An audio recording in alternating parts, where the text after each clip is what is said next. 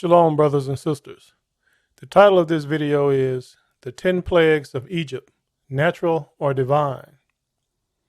The plagues probably started around the 5th day of March and lasted 40 days to the 14th day of April at midnight with the 10th plague, the death of the firstborn of Egypt. Now I have no proof of the start date, but the end date is clear. The 14th day of April at midnight with the 10th plague was Passover. The true Egyptian people today are the slender, dark-skinned people dressed like natives with plates in their mouths, and they stick their heads literally up the butts of animals and wash with animal urine. They also pick lice off one another. The so-called Egyptians in the land of Egypt today are Arabs and European Arabs, fake Egyptians, like the fake Jews in our land of Israel today. The Most High made the Egyptians a base nation after the Exodus. They went down and down. The people are saying the 400 years of captivity ends in 2019, but the promised biblical destruction to our captives have not taken place yet, so the date of 2019 is grossly incorrect. The 400 years will end in the fall of 2024. See my video, 400 Years of Captivity Ends in Fall of 2024. All the nations of the world took us and bought us and sold us into slavery. The world will not escape the punishment or recompense that the Most High has promised, just as Pharaoh in Egypt didn't escape the 10 plagues before our deliverance during the time of Moses. A ransom must be paid to our enemies for our freedom. The ransom is destruction. It must fall on our enemies for what they have done to us, the Israelites, and then our deliverance will begin and lead to a glorious end. Remember, destruction must come before deliverance. The Edomites, whose God is Satan and faith is science, will use certain words to disprove or minimize the power of Yahawah's mighty hand, such as maybe, probably, might have, seemingly, logical explanation, apparently, and could have been. These words you will find they will use quite often in trying to disprove the truth, which is these 10 plagues were laid out at the mighty hand of the Most High, creator of heaven and earth, YAHAWAH. Let's begin the thrashing the Most High gave Egypt before he delivered us out of captivity during the time of our brother Moses. We will hear from the devils or deceivers of this world through their documentary before each plague, and then we will hear what YAHAWAH says through the scriptures. It's one of the Old Testament's most compelling tales. The mystical prophet Moses taking on the mighty Pharaoh of Egypt. 10 sinister plagues rained down on ancient Egypt, destroying everything in sight. But is there any truth behind this alluring legend? Now scientists and archaeologists are re-examining these extraordinary stories, shedding new light on the seemingly supernatural. and revealing sensational evidence suggesting that the biblical plagues of Egypt may be based on real events that shook the ancient world thousands of years ago.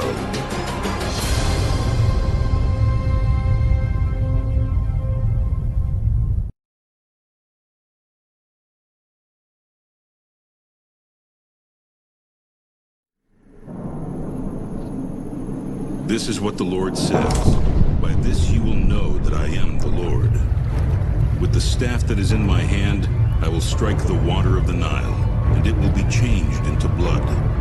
The fish in the Nile will die, and the river will stink. The Egyptians will not be able to drink its water.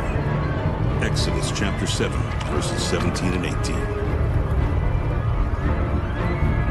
The first biblical plague struck the Egyptians at their most vulnerable point. The river of life became a tide of death.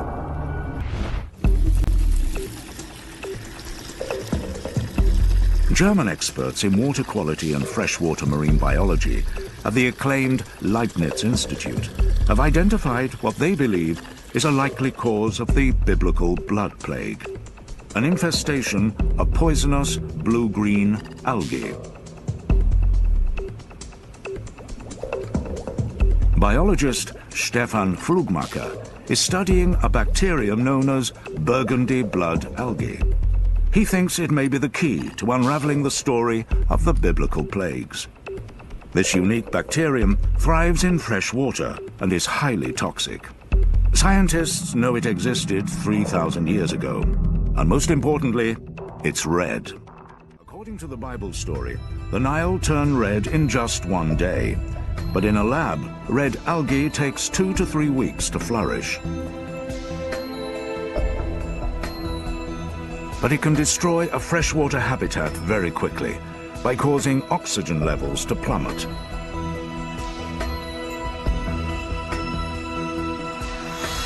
Fish die, and freshwater becomes undrinkable, just as the Bible story describes.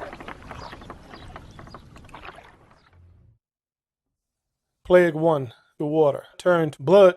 Exodus 7, verse 15. Get thee unto Pharaoh in the morning. Lo, he goeth out unto the water, and thou shalt stand by the river's brink against he come. And the rod which was turned to a serpent shalt thou take in thy hand. And thou shalt say unto him, YAHAWAH, the Most High of the Hebrews, hath sent me unto thee, saying, Let my people go, that they may serve me in the wilderness. And behold, hitherto thou wouldest not hear. Thus saith YAHAWAH, In this thou shalt know that I am YAHAWAH. Behold, I will smite with the rod that is in my hand upon the waters, which are in the river, and they shall be turned to blood. And the fish that is in the river shall die, and the river shall stink, and the Egyptians shall loathe to drink of the water of the river. And Yahweh spake unto Moses, Say unto Aaron, Take thy rod, and stretch out thy hand upon the waters of Egypt, upon the streams, upon their rivers, and upon their ponds, and upon all their pools of water, that they may become blood, and that there may be blood throughout all the land of Egypt, both in vessels of wood and in vessels of stone. And Moses and Aaron did so, and Yahweh commanded, and he lifted up the rod and smote the waters that were in the river, in the sight of Pharaoh, and in the sight of his servants, and all the waters that were in the river were turned to blood. And 7 days were fulfilled. After that, Yahweh had smitten the river. Scientists say the water had iron in it, or it had algae in it, or some other blasphemous statement. The scripture says the water turned into blood. Is that a hard thing for the creator of heaven and earth to do? No, it's not. Look here. This is the wedding feast, the first miracle Christ performed. John 2, verse 7. Yahushua saith unto them, Fill the water pots with water. And they filled them up to the brim. And he said unto them, Draw out now, and bear unto the governor of the feast. And they did bear it. When the ruler of the feast had tasted the water that was made wine, and knew not whence it was, but the servants which drew the water knew, the governor of the feast called the bridegroom, and saith unto him, Every man at the beginning doth set forth good wine, and when men have well drunk, then that which is worse, but thou hast kept the good wine until now. Christ turned the water into wine, the best wine that's ever been on earth. Or did some iron or algae or Kool-Aid fall into the barrels of water? Keep in mind that Edom, the kingdom of Edom, and the rest of the nations or heathen of this world worship Satan, and that their faith is science. Keep that in mind as you hear what they say actually took place.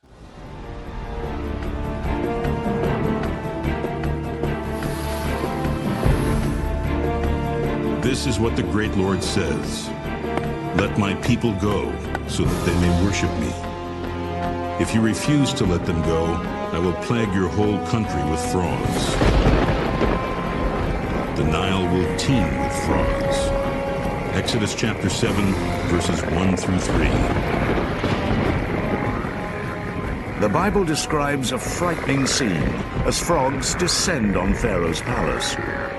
But once again, there could be a logical explanation to a biblical plague.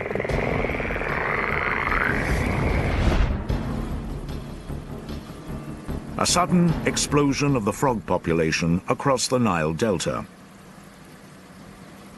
And it's not down to the wrath of a vengeful god. Biologists at the Leibniz Institute have been studying the growth of frogs. Governed by hormones, the process usually takes 8 to 10 weeks. But the German experts have found that environmental stresses can speed the process up. When tadpoles are fed extra hormones, growth rate increases. Environmental stress works in the same way, naturally producing extra growth hormones in tadpoles that become frogs in half the normal time. When tadpoles come under stress, especially due to drought, but also when there's a lack of oxygen, then this environmental stress accelerates their transformation into frogs. Their thyroid gland releases extra hormones, and the result can be a sudden massive appearance of frogs. In the Bible story of Egypt's terrible plagues, an invasion of frogs followed a terrifying first plague, when the Nile River apparently turned into blood. This first plague can be explained by naturally occurring algae that depleted oxygen levels in the Nile. The river turned red, and oxygen-starved fish died out. But it turns out that low oxygen levels can also cause frog growth to accelerate, as the Bible story describes. A mass of frogs would leave the water and die. Now, 7 days passed with the water in Egypt turned to blood. Now it's time for Plague 2, the frogs. Exodus 8, verse 1. And YAHAWAH spake unto Moses, Go unto Pharaoh and say unto him, Thus saith YAHAWAH, Let my people go, that they may serve me. And if thou refuse to let them go, behold, I will smite all thy borders with frogs. He will smite all of the borders of Egypt with frogs. That means no frogs will be in any other country that is around the land of Egypt. And the river shall bring forth frogs abundantly, which shall go up and come into thy house, and into thy bedchamber, and upon thy bed, and into the house of thy servants, and upon thy people, and into thine ovens, and into thy kneading troughs. And the frogs shall come up both on thee, and upon thy people, and upon all thy servants. No frogs would bother any of the Israelites. Only Pharaoh, his people, and his servants. Now, this is divine control. How can science explain that these frogs had a meeting and got together and decided not to bother the Israelites? We only going to get these Egyptians. This is divine control, not science. Exodus 8, verse 9. And Moses said unto Pharaoh, Glory over me. When shall I entreat for thee, and for thy servants, and for thy people, to destroy the frogs from thee and thy houses, that they may remain in the river only? And he said, Tomorrow. And he said, Be it according to thy word, that thou mayest know that there is none like unto YAHAWAH our Elohim. So Moses asked Pharaoh, hey man, when you want me to go to the Most High and have him take these frogs away so that the frogs stay in the river only? And Pharaoh said, tomorrow. And Moses said, okay, be it according to thy word. In other words, Moses was telling Pharaoh, it's going to happen when you ask me to ask the Most High to make it happen. That demonstrates control. Why? That thou mayest know that there is none like unto YAHAWAH our Elohim. To let Pharaoh know that the Most High is controlling everything that's happening to him. Where's science? How can science explain this? Exodus 8, verse 11. And the frogs shall depart from thee, and from thy houses, and from thy servants, and from thy people. They shall remain in the river only. So that means they're going to come out of all the areas of Egypt and go right into the river, and that's where they're going to be only. Verse 13. And YAHAWAH did according to the word of Moses, and the frogs died out of the houses, out of the villages, and out of the fields.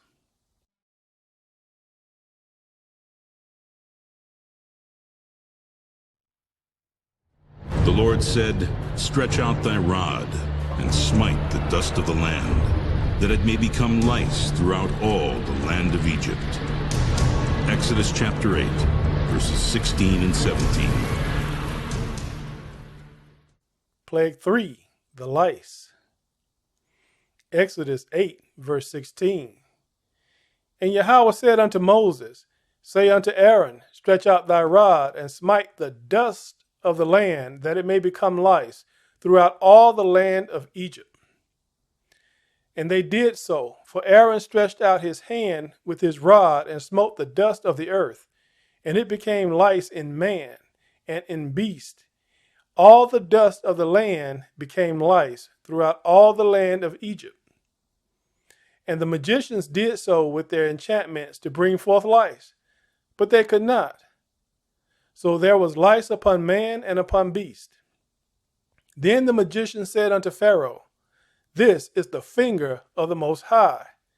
And Pharaoh's heart was hardened, and he hearkened not unto them, as YAHAWAH had said. Now, understand, and I want to see science touch this. All the dust of the earth that was in Egypt became lice. It did not say the dirt that's on the ground or the earth became lice, but the dust. And you know, dust particles float in the air and on things. That is what became lice. The dust particles became lice, not the dirt or the earth.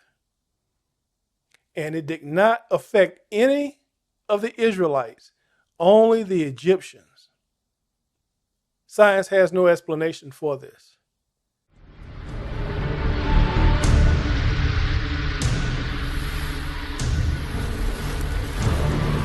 This is what the Lord says. Let my people go so that they may worship me. If you do not let my people go, I will send swarms of flies on you and your officials, on your people, and into your houses. Exodus chapter 8, verses 20 and 21.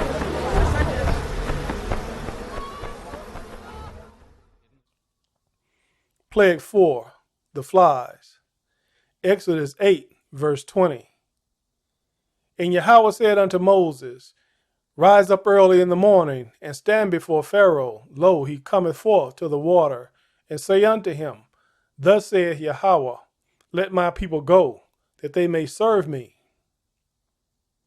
Else, if thou wilt not let my people go, behold, I will send swarms of flies upon thee, and upon thy servants, and upon thy people, and into thy houses, and the houses of the Egyptians shall be full of swarms of flies, and also the ground whereon they are.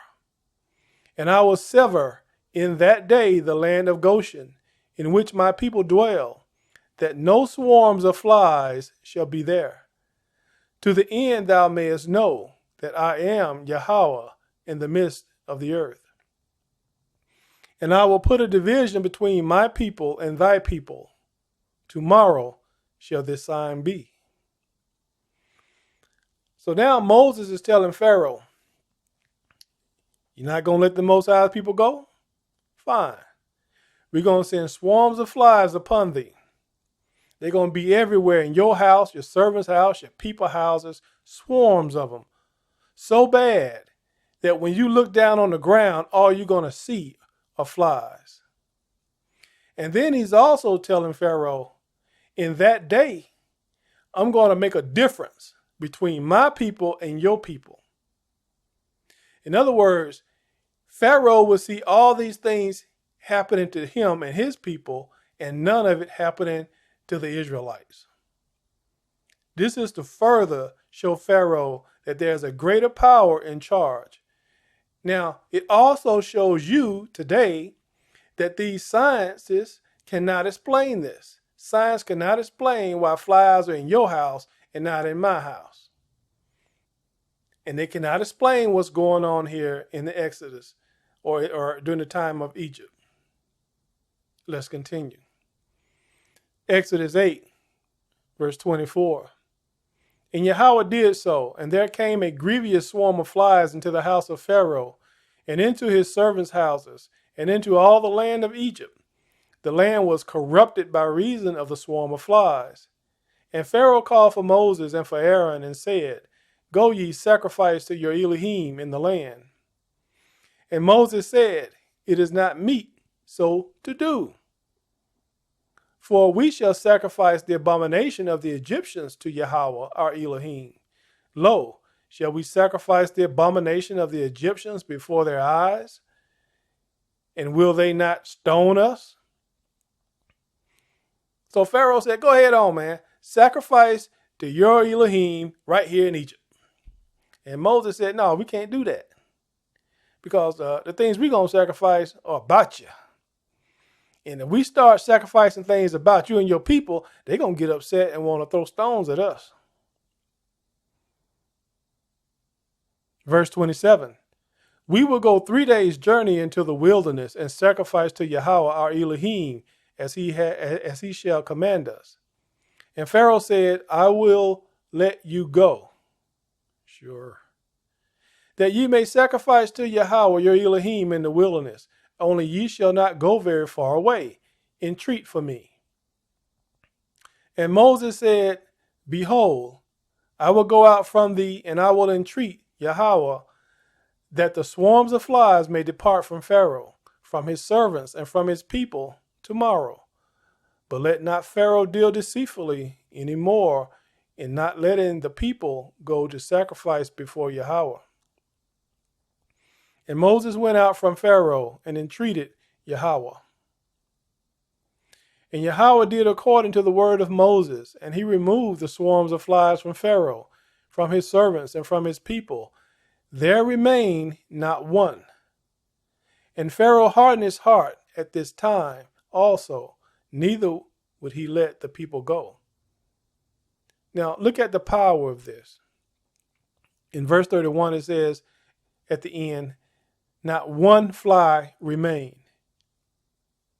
And when it says not one, it means not one fly remained in the land of Egypt. The Most High killed off every fly in the land of Egypt to make a point. one, he can. But two, so that Pharaoh wouldn't look around and see a fly and call the Most High a liar. See, there's a fly. He didn't do what he said he was going to do. So the Most High killed off every single one because he cannot lie. So we know that this is truth.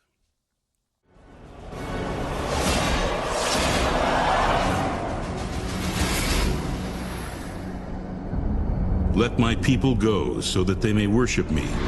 If you refuse, the hand of the Lord will bring a terrible plague on your livestock in the field, on your horses and donkeys and camels, and on your cattle and sheep and goats. Exodus chapter 9, verses 1 through 3. Plague 5, pestilence on the animals. Exodus 9, verse 1. Then Yahawah said unto Moses, Go in unto Pharaoh, and tell him, Thus saith Yahawah, the Most High of the Hebrews, Let my people go, that they may serve me. For if thou refuse to let them go, and withhold them still, behold, the hand of Yahawah is upon thy cattle, which is in the field, upon the horses, upon the asses, upon the camels, upon the oxen, and upon the sheep. There shall be a very grievous murrain, and Yahawah shall sever between the cattle of Israel and the cattle of Egypt, and there shall nothing die of all that is the children of Israel. And Yahawah appointed a set time, saying, Tomorrow Yahawah shall do this thing in the land. So the Most High is letting Pharaoh know again that I'm going to do something to you, and nothing is going to happen to my people. Pharaoh's cattle will get sick and start dying, and the Israelites' cattle will be eating and getting fat. Verse 6, And Yahawah did that thing on the morrow, and all the cattle of Egypt died, but of the cattle of the children of Israel died not one. Not one of Israel's cattle died. And Pharaoh sent, and behold, there was not one of the cattle of the Israelites dead. He sent somebody to check this thing out. And the heart of Pharaoh was hardened, and he did not let the people go.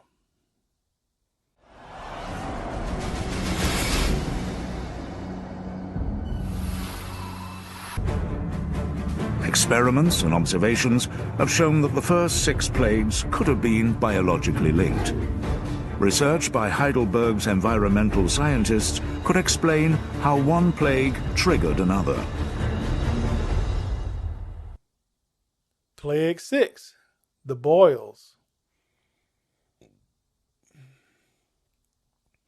Exodus 9, verse 8. And Yahawah said unto Moses and unto Aaron, Take to you handfuls of ashes of the furnace, and let Moses sprinkle it toward the heaven in the sight of Pharaoh. And it shall become small dust in the land of Egypt, and shall be a boil breaking forth with blains upon man and upon beast throughout all the land of Egypt. And they took ashes of the furnace and stood before Pharaoh, and Moses sprinkled it up toward heaven, and it became a boil breaking forth with blains upon man and upon beast. And the magicians could not stand before Moses because of the boils, for the boil was upon the magicians and upon all the Egyptians. And Yahawah hardened the heart of Pharaoh, and he hearkened not unto them, as Yahawah had spoken unto Moses. Now, I can't imagine what it's like to have shingles. And shingles can't even compare to these boils that the Egyptians had. I can only say that science cannot explain why only the Egyptians got the boils and not one Israelite had so much as a pimple.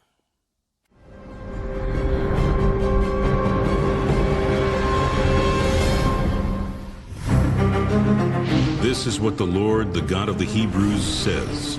Let my people go, so that they may worship me. And Moses stretched forth his rod toward heaven, and the Lord sent thunder and hail, and the fire ran along upon the ground. Exodus chapter 9, verse 13 and 23. The unnamed Pharaoh of Exodus is rendered powerless in the face of divine plagues. Thousands of giant hailstones crashed down on Egypt. Could the Santorini eruption possibly explain the biblical phenomenon?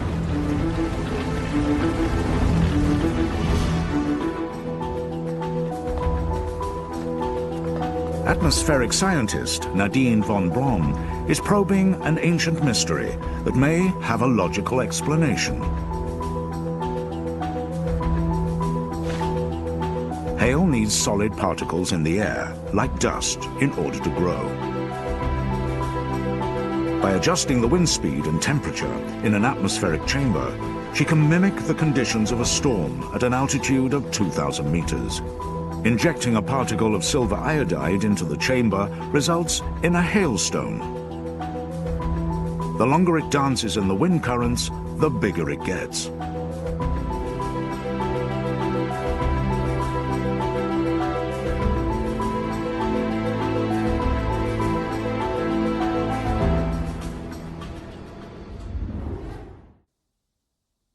Plague 7. Hail with fire. Exodus 9, verse 13.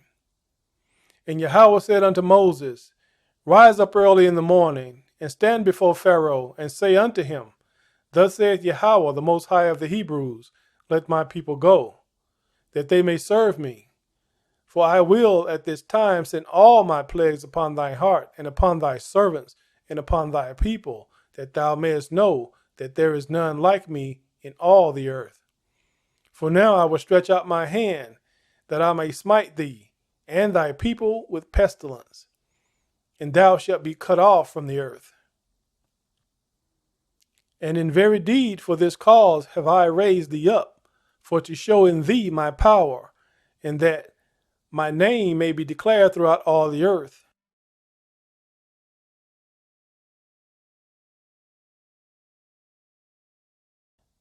As yet exaltest thou thyself against my people, that thou wilt not let them go.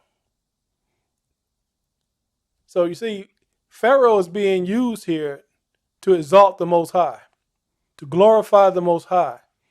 Pharaoh was created for this very purpose.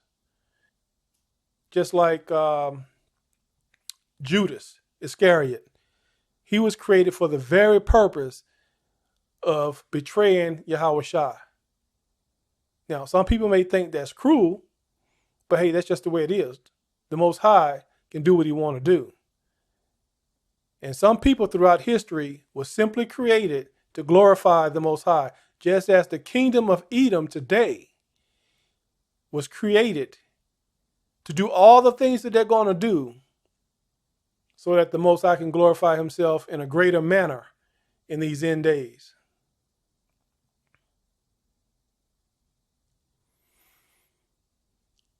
Exodus 9, verse 18. Behold, tomorrow about this time I will cause it to rain a very grievous hail, such as had not been in Egypt since the foundation thereof even until now. Send therefore now and gather thy cattle and all that thou hast in the field, for upon every man and beast which shall be found in the field and shall not be brought home, the hail shall come down upon them, and they shall die. He that feared the word of Yahawah among the servants of Pharaoh made his servants and his cattle flee into the houses. And he that regarded not the word of Yahawah left his servants and his cattle in the field. So some of the Egyptians, they feared the Most High, and they brought their servants and their cattle into the houses, and theirs did not die. And you had some that was patriotic, we'll say, and decided they're going to hang with Pharaoh, and their servants and their cattle died. Verse 22, And Yahawah said unto Moses, Stretch forth thy hand toward heaven, that there may be hail in the land of Egypt, upon man, and upon beast, and upon every herb of the field, throughout the land of Egypt. So this hail only fell in the land of Egypt. No other nation around Egypt. This demonstrates control. This demonstrates divine power. And Moses stretched forth his rod toward heaven, and Yahawah sent thunder and hail, and the fire ran along upon the ground, and Yahawah rained hail upon the land of Egypt. Now, the scientists, they give you a little explanation on how hail is formed. Water particles are attached to dust, and they're uplifted into the atmosphere, and they hail up there and fall and rise and fall, and ice builds up, and then they eventually get heavy and fall to the earth. Explain the fire running along the ground. Scientists, I hear crickets. You did not explain the fire that ran along the ground. Verse 24. So there was hail and fire mingled with the hail, very grievous, such as there was none like it in all the land of Egypt since it became a nation. Verse 25. And the hail smote throughout all the land of Egypt, all that was in the field, both man and beast. And the hail smote every herb of the field, and brake every tree of the field. When it says every, it means every. Only in the land of Goshen, where the children of Israel were, was there no hail. Gee, that demonstrates divine control. The Most High was a sharpshooter, but science can't explain that. Verse 27, and Pharaoh sent and called for Moses and Aaron and said unto them, I have sinned this time. Yahawah is righteous, and I and my people are wicked. Yeah, we know that. Entreat Yahawah, for it is enough that there be no more mighty thunderings and hail, and I will let you go, and ye shall stay no longer. And Moses said unto him, as soon as I am gone out of the city, I will spread abroad my hands unto Yahawah, and the thunder shall cease.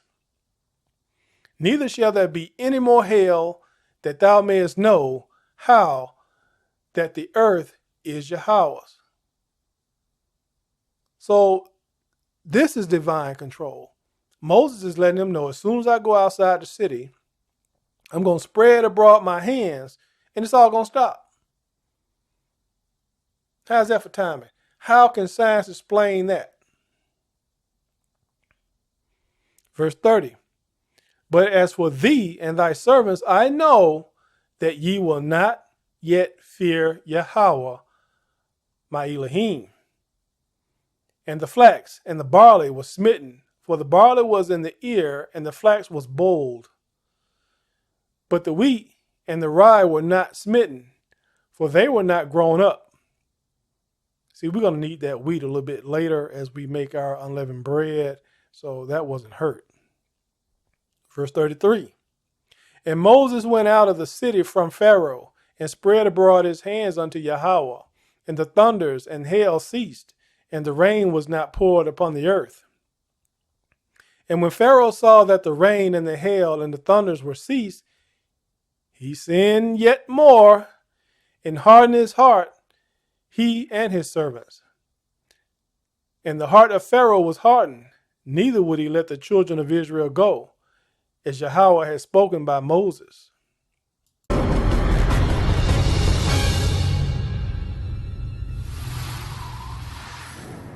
And Moses stretched forth his rod over the land of Egypt, and the Lord brought an east wind upon the land all that day and all that night. And when it was morning, the east wind brought the locusts. Exodus chapter 10, verse 13. The biblical locusts devoured what little survived the hailstorm. Crops and trees were stripped bare.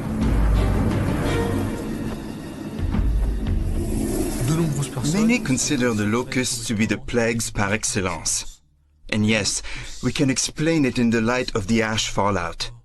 Because the ash fallout had caused weather anomalies, which translates into higher precipitations, higher humidity. And that's exactly what fosters the presence of the locusts.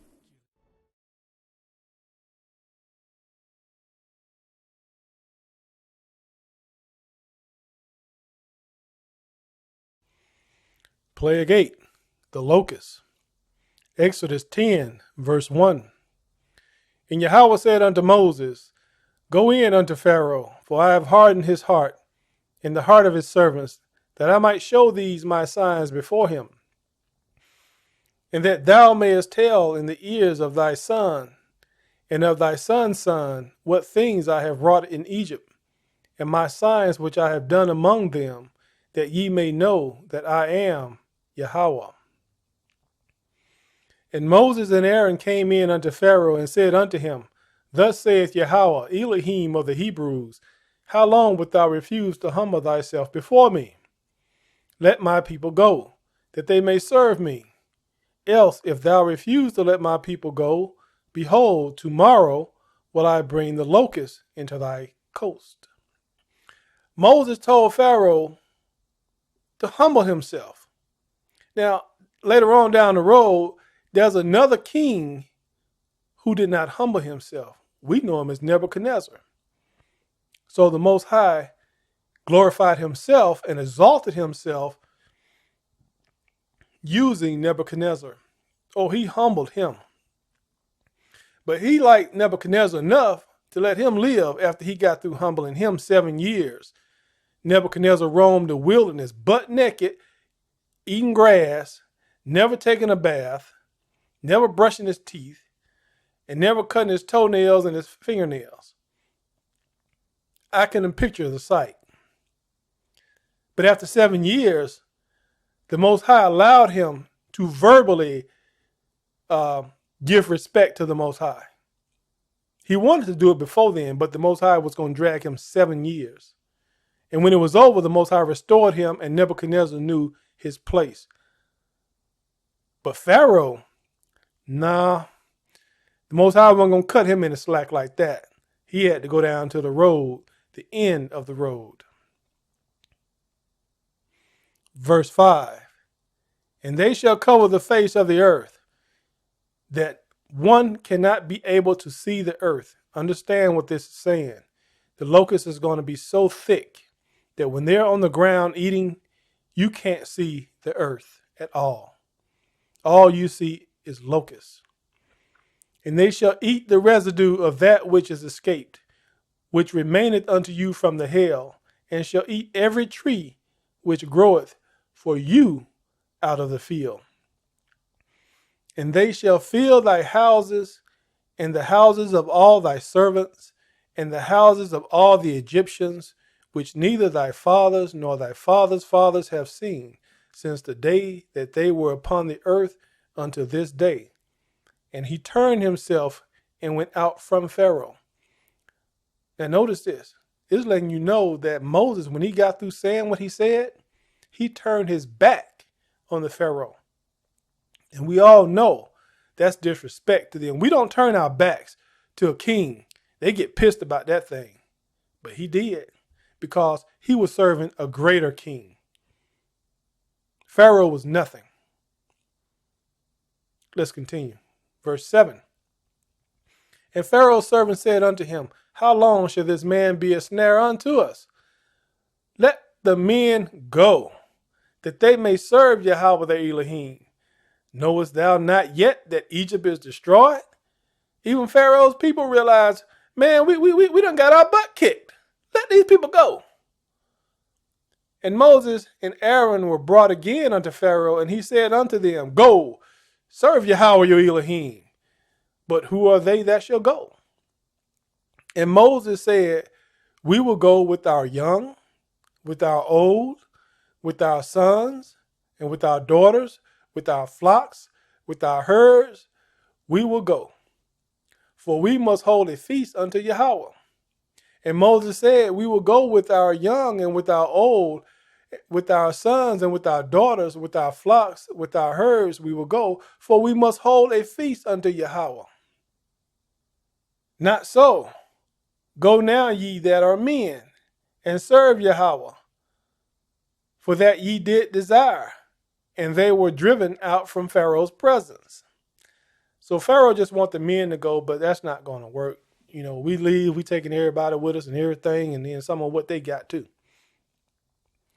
Verse 12, and Yahweh said unto Moses, stretch out thy hand over the land of Egypt for the locusts, that they may come up upon the land of Egypt and eat every herb of the land, even all that the hail had left. And Moses stretched forth his rod over the land of Egypt, and Yahweh brought an east wind up upon the land all that day and all that night. And when it was morning, the east wind brought the locusts. And the locusts went up over the land of Egypt and rested in all the coast of Egypt. Very grievous were they. Before them there was no such locust as they, neither after them shall be such. So all the locusts came up over all the land of Egypt, none of the countries around them. This is divine control. Very grievous were they. Nothing like this has ever happened before in the land of Egypt, nor ever again, and nothing like this has ever happened anywhere on the earth. Only to this magnitude has it happened in the land of Egypt. For they covered the face of the whole earth, meaning the ground in the land of Egypt, so that the land was darkened, and they did eat every herb of the land, and all the fruit of the trees which the hail had left. And there remained not any green thing in the trees or in the herbs of the field throughout all the land of Egypt. So anything that was green, like a tree or herb, all the green leaves were eaten off of it. We, as people, have never seen anything like that. The closest thing that we could probably come to that is F5 tornado rolls through a neighborhood and you see the trees and everything bare. That's about the closest we can come to imagining something like that. Verse 16. Then Pharaoh called for Moses and Aaron in haste, and he said, I have sinned against Yahawah your Elohim and against you. Now therefore forgive, I pray thee, my sin only this once, and entreat Yahawah your Elohim that he may take away from me this death only. Now we know we're hearing lie after lie after lie, because that's what people who are not righteous do. They lie time and time again.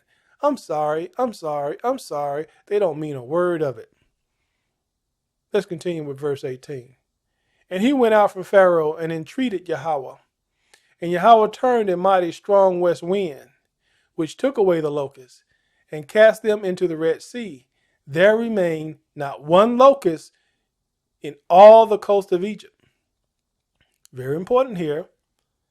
Again, like he did with the flies, not one hopping, flying locust remained in the land of Egypt, because the Most High was not going to let Pharaoh call him a liar if he saw a locust.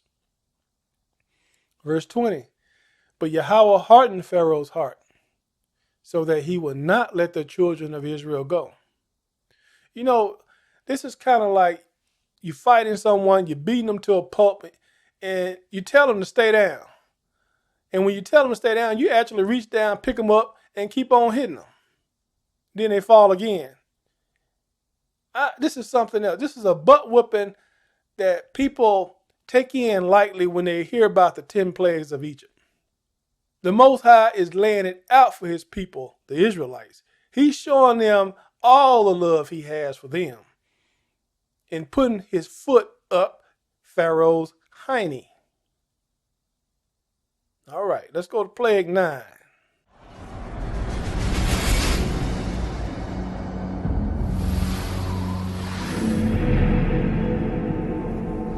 The Lord said to Moses, stretch out your hand toward the sky so that the darkness will spread over Egypt, darkness that can be felt.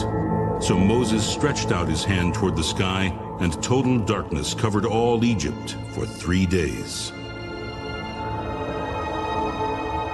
No one could see anyone else or leave his place for 3 days. Exodus chapter 10, verses 21 through 23.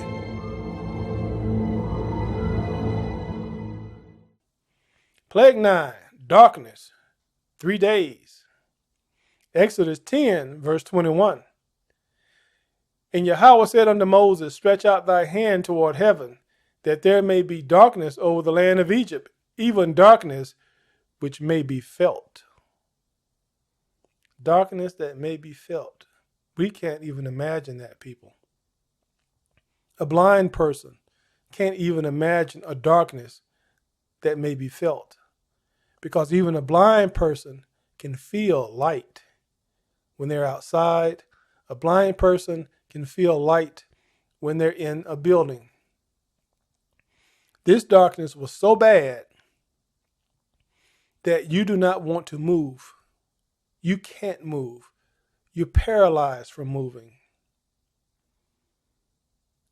Verse 22. And Moses stretched forth his hand toward heaven, and there was a thick darkness in all the land of Egypt 3 days. They saw not one another, neither rose any from his place for 3 days. But all the children of Israel had light in their dwellings. Explain that to me, science. The darkness that can be felt, it was so dark that the Egyptians couldn't even move out of their places. But yet, every Israelite had light in their houses. Oh, so rubbing 2 sticks together to make fire works for the Israelites, but didn't work for the Egyptians. You see, the light that the Israelites had was divine light. Verse 24. And Pharaoh called unto Moses and said, go ye, serve Yahawah, only let your flocks and your herds be stayed. This man keep trying to bargain, and he don't have any bargaining chips. Let your little ones also go with you. He's trying to maintain some kind of hold on the Israelites. Y'all go, but leave your animals. That way I know you're coming back. When we go to serve Yahawah, we're going to need our animals. Verse 25. And Moses said, thou must give us also sacrifices and burnt offerings, that we may sacrifice unto Yahawah our Elohim. So Moses is telling Pharaoh, not only are we going to take everything, but you got to give us some stuff too. Boy, this is good. They put us through a ringer for 400 years of slavery, of bondage. But we taking them to the house here in these last few weeks there with them. Verse 26. Our cattle also shall go with us. There shall not an hoof be left behind. For thereof must we take to serve Yahawah our Elohim. And we know not with what we must serve Yahawah until we come thither. So Moses is telling him, look, we got to take everything because we don't know what we're going to need to serve Yahawah out there in the wilderness. Remember, we had not served Yahawah before at a feast. This would be our first time. Passover and unleavened bread would be our first feast that we actually serve Yahawah with. So we didn't know what we needed. Therefore we need everything. Verse 27. But Yahawah hardened Pharaoh's heart, and he would not let them go. And Pharaoh said unto him, get thee from me, take heed to thyself, see my face no more. For in that day thou seest my face, thou shalt die. And Moses said, thou hast spoken well. I will see thy face again no more. Moses knew I wasn't going to see Pharaoh no more. You told the truth, Pharaoh. I'm not going to see you again. Moses knew this would be the last time.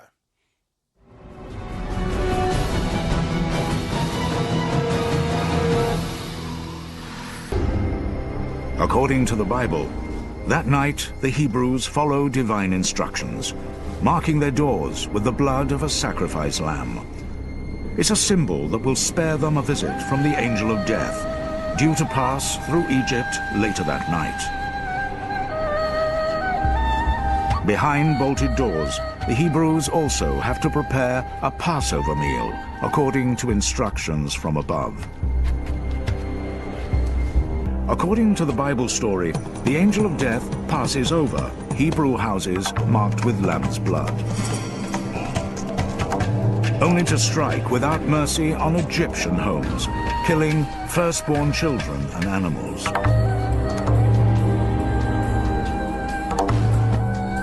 Including the Pharaoh's eldest son.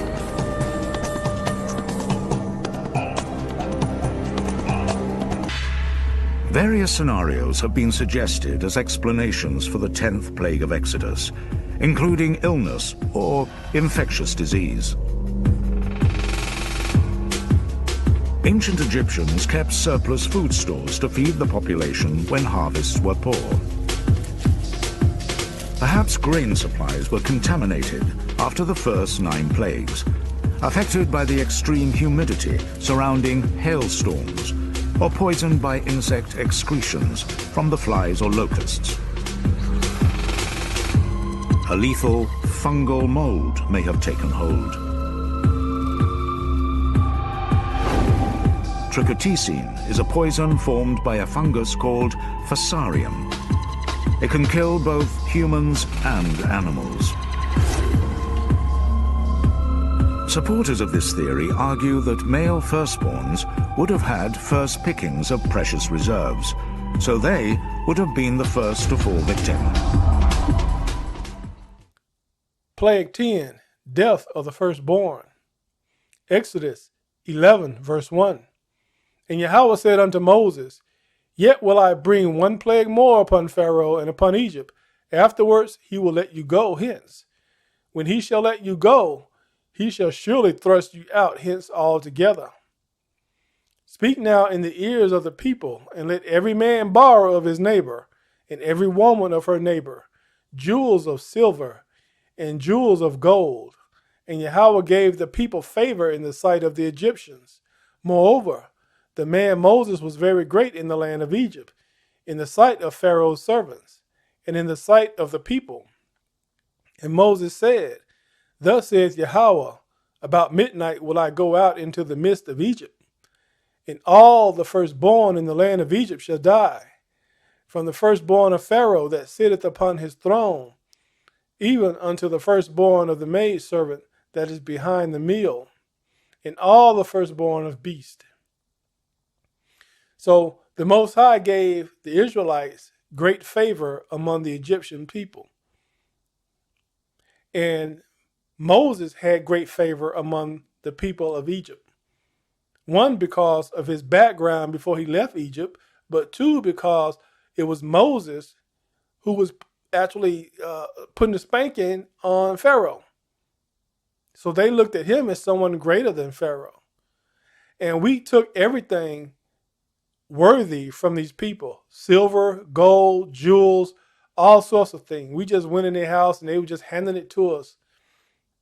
Verse 6, And there shall be a great cry throughout all the land of Egypt, such as there was none like it, nor shall be like it any more. But against any of the children of Israel shall not a dog move his tongue against man or beast, that ye may know how that Yahawah doth but put a difference between the Egyptians and Israel. No one spoke against us. Verse 10, And Moses and Aaron did all these wonders before Pharaoh, and Yahawah hardened Pharaoh's heart, so that he would not let the children of Israel go out of his land.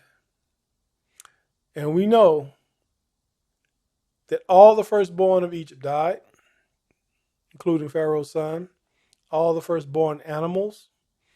None of the Israelites died.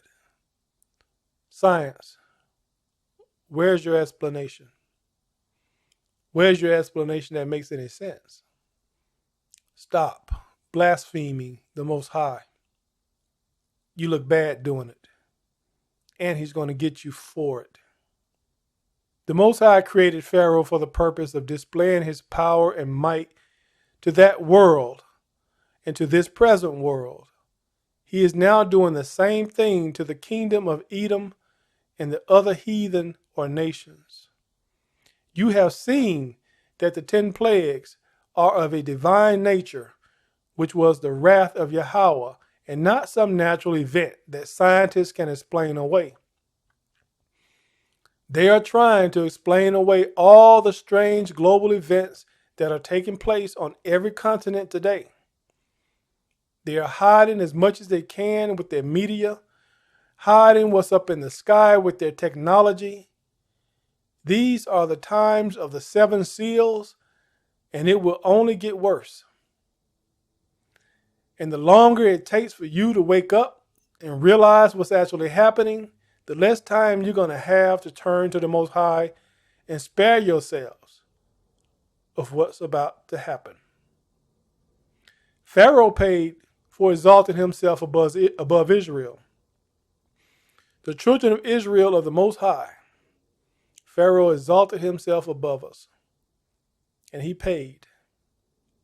Now this world is paying for exalting themselves with extreme cruelty and wickedness above the true Israelites, the children of the Most High. Now, like my ancestors, I sit back and watch my Heavenly Father shove his right foot up the behinds of these wicked kingdoms before he delivered me and my beloved to our true home, Israel. And with that, I say shalom.